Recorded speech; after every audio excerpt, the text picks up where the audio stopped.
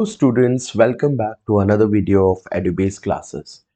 I hope कि आप सबने बिजनेस का पेपर बहुत अच्छा लिखा होगा, बहुत अच्छा आपका बिजनेस का पेपर हुआ होगा और आप बहुत अच्छा मार्क्स स्कोर करेंगे।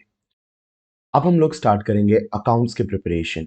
अकाउंट्स की प्रिपरेशन आपको बहुत अच्छे से करनी है और आपके पास 5 दिन का गैप है और इस 5 दिन के गैप में आप बहुत अच्छे से तैयारी करके अकाउंट्स में मार्क्स गेन कर सकते हैं। यहाँ पे इस चैनल पे पूरी वीडियोस आएंगी जो इंपॉर्टेंट टॉपिक्स होंगे, जो आपके एग्जाम ओरिएंटेड टॉपिक होंगे, तो आप चैनल को सब्सक्राइब कर लीजिए ताकि आप उन वीडियोस को देख पाएं और अपने एग्जाम में बेटर परफॉर्म कर पाएं। तो अभी हम लोग बहुत इंपॉर्टेंट टॉपिक करेंगे गुडविल कैलकुलेशन। आप देखेंगे कि आपके हर chapter change in profit sharing ratio, admission, retirement, death, dissolution, हर चैप्टर में आपको गुडविल का ट्रीटमेंट समझ में आना चाहिए कि यहाँ गुडविल का ट्रीटमेंट क्या होता है। तो हम फटाफट से कवर करते हैं कि आपको हर चैप्टर में गुडविल का ट्रीटमेंट क्या होता है। उससे पहले हम देखेंगे कि गुडविल की कैलकुलेशन कैसे होती है।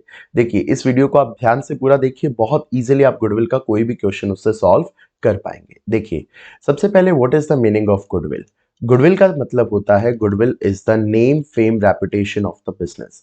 कोई भी बिजनेस बहुत सालों से काम कर रहा है, उसका जो मार्केट में नाम हो गया, फेम हो गया, जो उसकी रेपुटेशन बिल्डअप हो गई, उसको हम बोलेंगे उसकी गुडविल।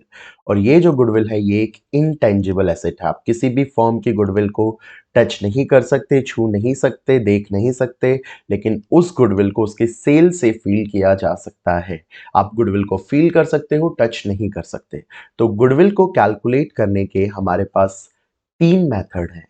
सबसे पहला जो मेथड है वो है एवरेज प्रॉफिट मेथड, दूसरा जो मेथड है वो है सुपर प्रॉफिट मेथड, थर्ड जो मेथड है वो है कैपिटलाइजेशन मेथड।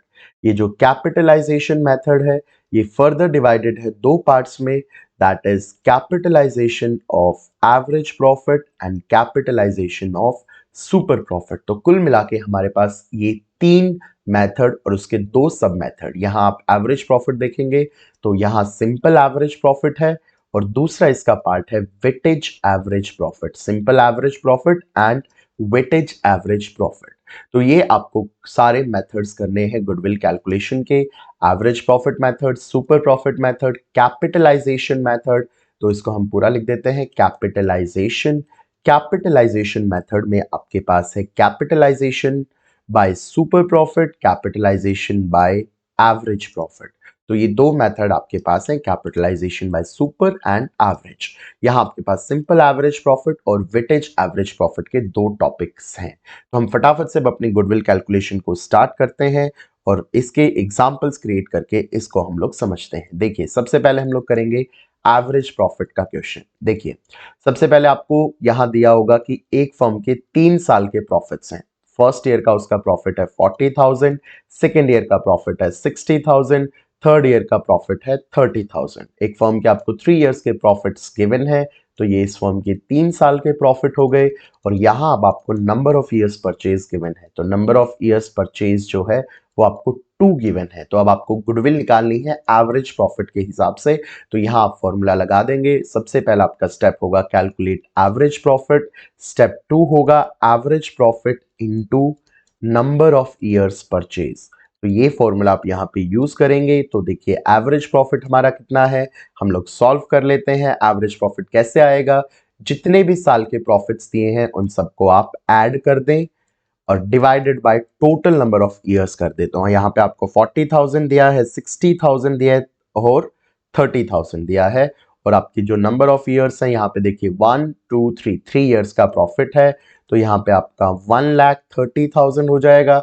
1,30,000 को जब आप 3 से डिवाइड करोगे तो आपका आंसर हो जाएगा 1,30,000 divided by 3, you will get the answer 43,333। अब इसको आपने स्टेप नंबर 1 सॉल्व कर लिया है। स्टेप नंबर 2 के लिए अब आपको सिंपल इसको नंबर ऑफ ईयर्स परचेज से मल्टीप्लाई करना है। तो 43,333 इंटू 2, बिकॉज यहाँ पे 2 इयर्स परचेज आपको दे रखी है, तो you will get the answer 86,666। This will be the goodwill of the firm. तो आई होप आपको ये मेथड क्लियर हुआ होगा कि एवरेज प्रॉफिट से आपको गुडविल कैसे निकालनी है। एक छोटी सी चीज आप यहाँ ध्यान रखेंगे, अगर आपको किसी भी साल लॉस दे रखा है, तो जैसे आपने यहाँ प्रॉफिट्स को ऐड किया है, अगर लॉस होगा तो लॉस यहाँ पे प्लस करने की जगह क्या होगा, सब्ट्रैक्ट होगा। याद रखेंगे, अगर किसी भी साल आपको लॉस दिया हुआ है तो लॉस को आप स्टूडेंट सब्ट्रैक्ट करेंगे, माइनस करेंगे। हम अपने जल्दी से सेकंड मेथड को देखते हैं। इसी का जो सेकंड पार्ट है, वेटेज एवरेज प्रॉफिट। तो वेटेज एवरेज प्रॉफिट में आपको 3 साल के प्रॉफिट्स दिए, first year, second year and third year. Let's assume यहाँ आपको दिया है 10,000, यहाँ आपको दिया है 20,000, यहाँ आपको दिया है 30,000। इसके बाद आपको इसके वेट्स दिए जाएंगे। यहाँ हम वेट्स देख लेते हैं। जैसे क्वेश्चन में हमें वेट इसका 1 दिया है, इसका 2 दिया है, इसका 3 दिया है।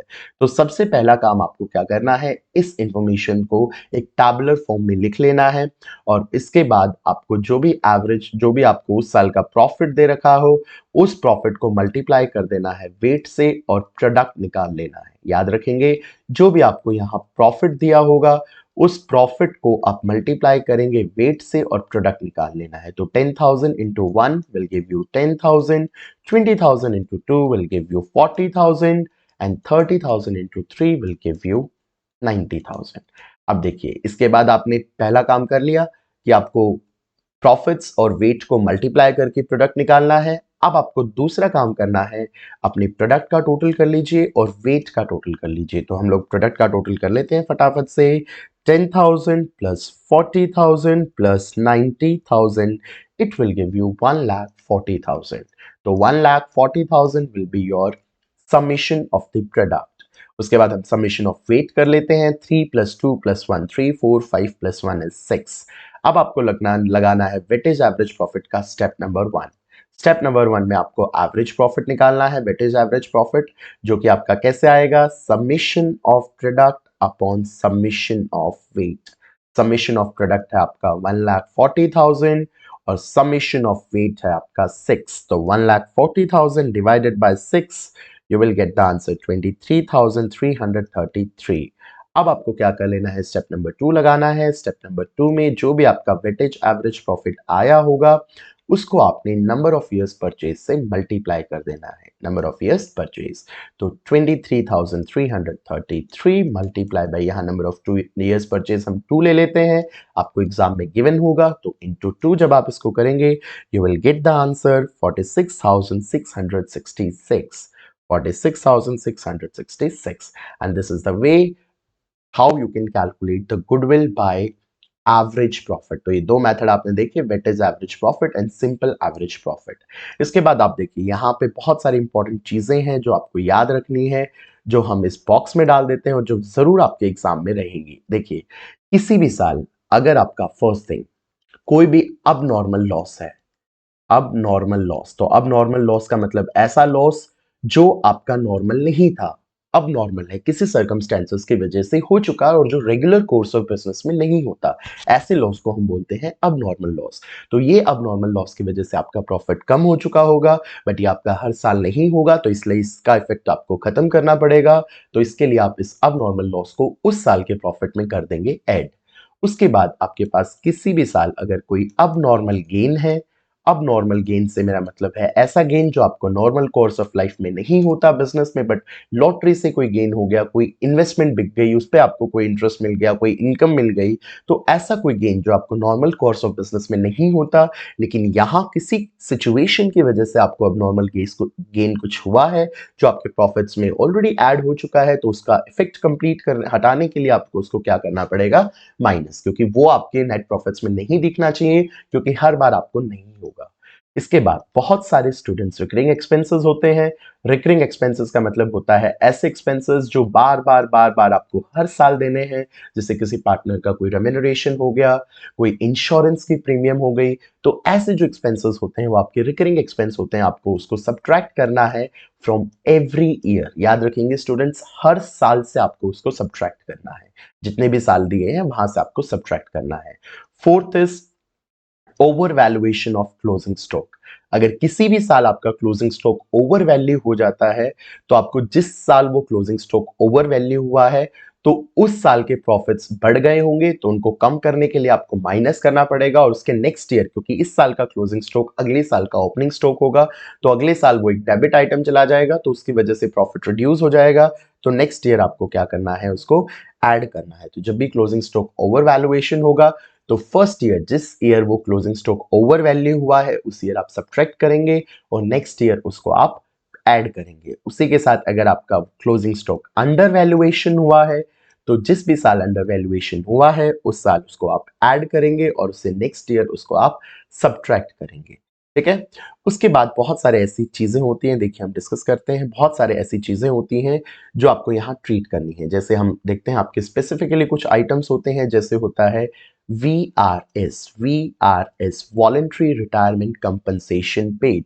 तो ये वॉलेंट्री रिटायरमेंट कंपनसेशन जब आप एम्प्लॉयज को टाइम से पहले निकाल देते हो तो आपको एम्प्लॉयज को कुछ पैसा देना पड़ता है, जिसको हम वॉलेंट्री रिटायरमेंट कंपनसेशन के नाम से जानते हैं।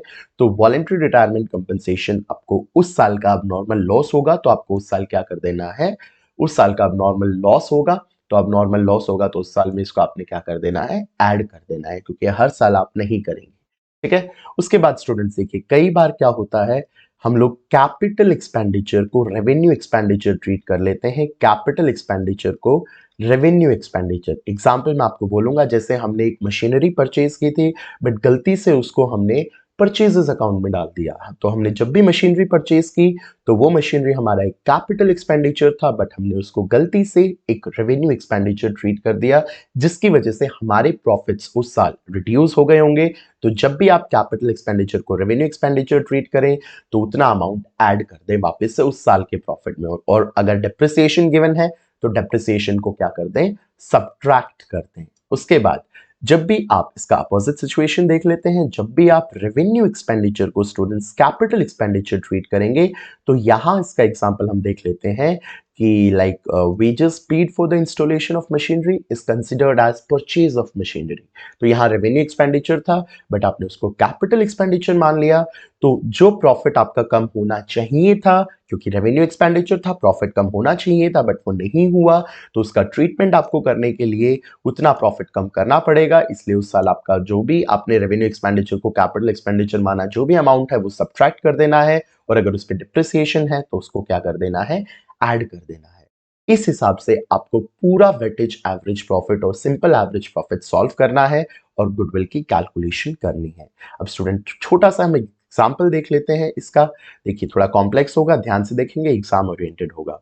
आपको 3 साल के प्रॉफिट दिए हैं 31/3/2020, 31/3/2021 एंड 31/3/2021। यहाँ 22 सॉरी स्टूडेंट्स, यहाँ आपको प्रॉफिट्स दे रखे हैं 1 लाख के। अच्छा लॉस दिए होंगे तो उसको आप ब्रैकेट में डाल देंगे, माइनस में डाल देंगे। ठीक है। यहाँ आपको प्रॉफिट दिया है 2 लाख का और यहाँ पे आपको, यहाँ पे 2 लाख का और यहाँ पे आपको दिया लेट्स से 3 लाख का। ठीक है स्टूडेंट्स, ये आपको 3 साल के क्वेश्चन में प्रॉफिट्स गिवन है।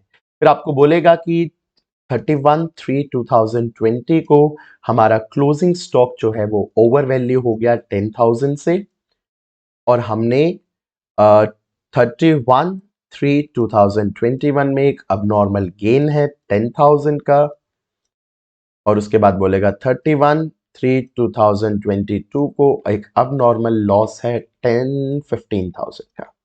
तो इनका ट्रीटमेंट हम फटाफट से कर लेते हैं। तो सबसे पहले क्लोजिंग स्टॉक का ओवर वैल्यूएशन। स्टूडेंट्स अभी मैंने आपको बताया है क्लोजिंग स्टॉक ओवर वैल्यू होता है तो जिस भी साल ओवर वैल्यू हो रहा है उस साल माइनस और उससे नेक्स्ट ईयर उसको प्लस। तो यहाँ पे 31/3/2020 में उतना आप 10,000 माइनस कर देंगे और उसके नेक्स्ट ईयर में 10,000 को आप ऐड कर देंगे। उसके बाद देखिए स्टूडेंट्स 31/3/2021 को कोई अब नॉर्मल गेन हुआ है 10,000 का, तो यहाँ पे इंपैक्ट करेगा 31/3/2021 पे, और अब नॉर्मल गेन आपको मालूम है माइनस होता है, हमने डिस्कस किया है। तो यहाँ पे 10,000 आप माइनस में या इसको ब्रैकेट में भी डाल सकते हैं। 31/3/2022 को अब नॉर्मल लॉस हुआ है तो ये आपका 31/3/2022 में इंपैक्ट करेगा, तो यहाँ पे आपको अब नॉर्मल लॉस को ऐड कर देना है, दैट इज 15,000। आपने एडजस्टमेंट्स कर दी, अब इसका फाइनल आंसर हम लोग निकालेंगे। देखिए students 1 lakh minus 10,000 will be your 90,000। यहाँ पे कितना आंसर आ जाएगा, 2 lakh plus 10 minus 10 is again 2 lakh, and here you will get 3 lakh plus 15,000 is 3,15,000। तो देखिए ये अपने फाइनल आंसर्स आ चुके हैं after the adjustments of the following adjustments. अब हमें इससे गुडविल निकालनी है और number of years purchase 2 assume कर लेते हैं। तो सबसे पहले हमें निकालना है एवरेज प्रॉफिट।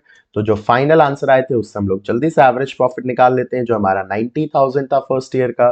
तो 90,000 प्लस 2 लाख प्लस 3,15,000 आपके 3 साल के प्रॉफिट हो गए स्टूडेंट्स। अब इसको divided by total number of years तो 3 हो गए। अब इसको जल्दी से कैलकुलेट कर लेते हैं। 90,000 प्लस 2 लाख प्लस 3,15,000, ये बिल्कुल आपको अपनी लाइव क्लास की तरह लगेगी, क्योंकि मैं आपके सामने ही कैलकुलेशन कर रहा हूँ, कोई वीडियो को स्टॉप नहीं कर रहा हूँ। तो आपको पढ़ने में भी काफ़ी मज़ा आएगा और आप साथ में मेरे अगर सॉल्व करेंगे तो एग्जाम में आप बहुत अच्छा कर सकते हैं। तो 6,05,000 आया था, उसको डिवाइडेड बाय मैंने 3 किया, तो मेरा आंसर आएगा 201666। इसको मैं नंबर ऑफ ईयर्स परचेज जो कि मुझे 2 दे रखी थी, तो यहाँ मैं नंबर ऑफ ईयर्स परचेज से मल्टीप्लाई कर दूंगा 2 से। तो मेरा जो आंसर आएगा 403,333। तो ये क्लास मेरी गुडविल आ गई। तो आई होप आप लोगों को वीडियो बहुत अच्छा लगा होगा, आपको सारी चीजें क्लियर हुई होंगी और आपको अब एवरेज प्रॉफिट से गुडविल निकालने में कोई भी प्रॉब्लम नहीं होगी। Thank you.